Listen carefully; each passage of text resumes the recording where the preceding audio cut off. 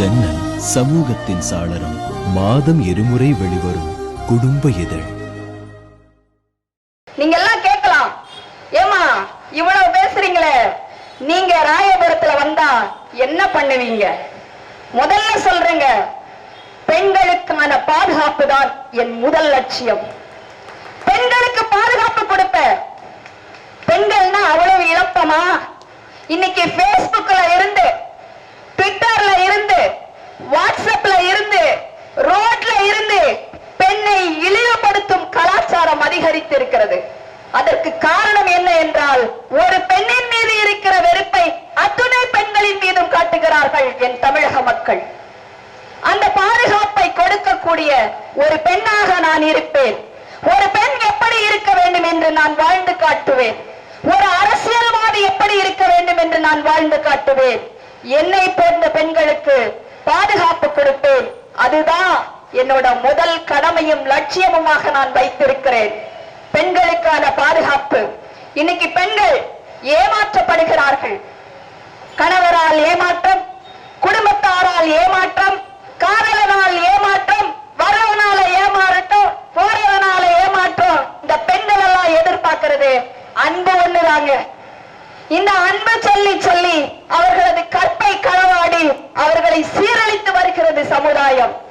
அப்படிப்பட்ட சீரழித்த சமுதாயத்தில் இருந்து என்னை போன்ற என் பெண்களை பாதுகாப்பதும் அவர்களுக்கான உறுதுணையாக இருப்பதும் தான் என் கடமையாக நான் வைத்திருக்கிறேன்.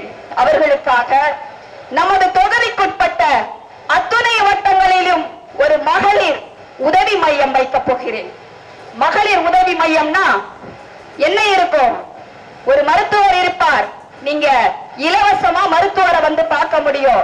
ஒரு பிரச்சனை வந்துருச்சு, உடனே ஒரு போன் பண்ணி நீங்க போலீஸ்காரர் கிட்ட போக வேண்டாம், காவல்துறையிடம் போக வேண்டாம், உதவி மையத்தை அணுகுங்கள். இன்னைக்கு காவல்துறையில ஒரு பெண் பாதிக்கப்பட்டால், அவளுக்கு ஏதாவது பிரச்சனை என்றால் நீங்கள் போய் ஒரு கம்ப்ளைண்ட் கொடுக்க முடியாது. அத்தனை கேள்விகள். நீ ஏன் அங்க போன, நீ ஏன் இங்க பார்த்த, நீ ஏன் நடந்த, நீ ஏன் தூங்குன, இப்படிப்பட்ட கேள்விகள் பெண்களுக்கு எதிராகவே இருக்கிறது. அதனாலதான் நான் சொல்றேன், இந்த பெண்கள் உதவி மையம், இந்த மையங்களில் பாதுகாப்பான உங்களுக்கு தேவையான எல்லா ஆலோசனைகளையும் நாங்கள் கொடுப்போம். சட்ட ஆலோசனை வழங்கப்படும். இவ்வளவு பிரச்சனைகளுக்கு மத்தியில் இருக்கிற பெண்கள் பாதிக்கப்படும் பொழுது அவங்க மனசு தாங்க முதல்ல பாதிக்குது. அவங்க உடம்பு இரண்டாவது பாதிப்பு. ஒரு மருத்துவராக சொல்கிறேன், அவங்களுக்கு பாதிப்பு மனசுல மட்டும்தான். அந்த மனசை யாரும் பார்க்கறது இல்ல. அந்த மனதில் ஒளிந்து கொண்டிருக்கிற கஷ்டங்களை யாரும் பார்க்கறது இல்ல. அடுத்தது, பெண்களுக்கு என்ன பிரச்சனை? பொருளாதாரத்தில் பிரச்சனை. இன்று ஒரு பெண்ணிற்கு ஒரு காரியம் சாதிக்க வேண்டுமானால் உண்மையாக மனம் பலிக்க சொல்கிறேன், ஆண்களில் ஒரு சிலர் எடுத்தவுடன் அந்த பெண் கிட்ட கேட்கிறது என்ன தெரியுமா? உனக்கு இந்த வேலை ஆக வேண்டுமானால் உன் கற்பை கொடுப்பாயா என்று கேட்கிறான். திருட்டு பசங்க இருக்கிறாங்க. உன் கற்பை கொடுப்பாயா? உனக்கு வேலை வேண்டுமா? நான் வேலை வாங்கி தருகிறேன். உனக்கு பணம் வேண்டுமா? நான் தருகிறேன். ஆனால் அதற்கு நிலையாக உன் கற்பை கொடு என்று கேட்கிறான். எப்படிப்பட்ட ஒரு சமுதாயம்! இவர்களுக்கெல்லாம் தண்டனை கொடுக்க முடியுமா? பெண்களை உணர்ந்து பாருங்கள், யோசித்து பாருங்கள். உங்களுக்கான பாதுகாப்புக்கு மனநல ஆலோசனைகளை நாங்கள் வழங்குவோம். உங்களை மறுசீர் செய்து புதிய மனுஷியாக நாங்கள் வாழ வைப்போம். இதெல்லாம் எந்த வேட்பாளரும் சொல்ல மாட்டாங்க. சத்தியமா சொல்ற, எந்த வேட்பாளரும் சொல்ல மாட்டான். உங்ககிட்ட வந்து திருமண விலை பேசுவார், உன் கற்பை விலை பேசுவது போல் இன்று ஆண்களிடமும் உங்களுக்கு விலை பேசப்படுகிறது.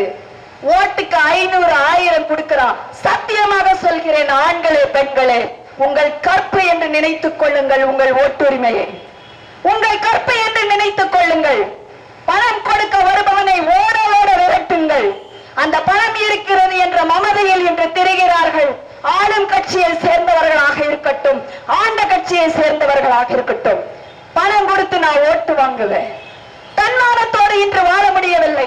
அது ஆணாக இருந்தாலும் சரி, பெண்ணாக இருந்தாலும் சரி, தன்மானம் என்பது என்ன என்று கேட்கக்கூடிய நிலையில் என் மக்களை வைத்திருக்கிறார்கள். அப்படிப்பட்ட ஒரு நிலை மாற வேண்டாமா?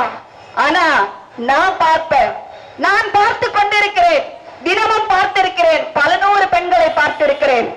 அவர்களுக்கு பாதுகாவலாக நான் இருக்க ஆசைப்படுகிறேன். என் அன்பு சகோதரிகளே, இப்படிப்பட்ட ஒரு வாய்ப்பை தவறவிட்டு விடாதீர்கள். உங்களை போன்ற ஒரு பெண் வேட்பாளராக உங்களிடம் கேட்டு வந்திருக்கிறேன். தயவு செய்து அன்பு சகோதரிகளே, தாமரை சின்னத்தில் வாக்களியுங்கள். ஜன்னல் சமூகத்தின் சாளரம். மாதம் இருமுறை வெளிவரும் குடும்ப இதழ்.